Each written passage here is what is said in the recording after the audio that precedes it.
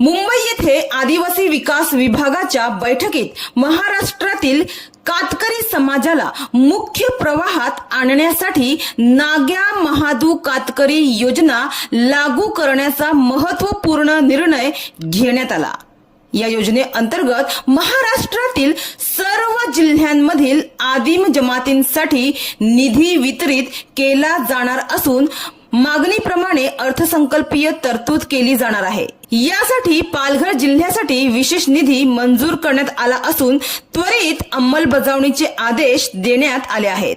या योजनेद्वारे कातकरी समाजाच्या शिक्षण, आरोग्य, रोजगार, पुनर्वसन, आर्थिक मदत आणि जीवनमान उन्नतीसाठी विशेष उपाययोजना केल्या जातील। राज्यातील आदिवासी समाजाच्या सर्वांगीण विकासासाठी हा निर्णय मात्र मोलाचा ठरेल अशी अपेक्षा आता व्यक्त करण्यात येत आहे।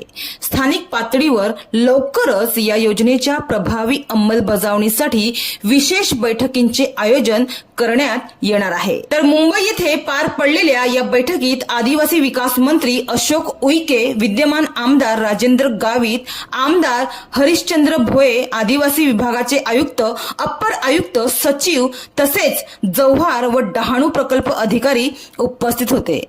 तसेच शूर झलकारी आदिम कातकरी संघटनेचे अध्यक्ष रमेश धर्माजी सौरा, सचिव शांताराम ठेमका, कोषाध्यक्ष डॉक्टर रमेश भोये, पालघर जिल्हा सचिव शिवराम मुकणे, सीताराम सौरा, डहाणू तालुका अध्यक्ष गणेश गावित, सचिव दिलीप पवार, डहाणू उपाध्यक्ष विलास भोये, डहाणू उपाध्यक्ष सुरेश भोये, पालघर तालुका अध्यक्ष सुनील पवार, सचिव किरण पवार यासह अनेक कार्यकर्तेही सहभागी झाले होते।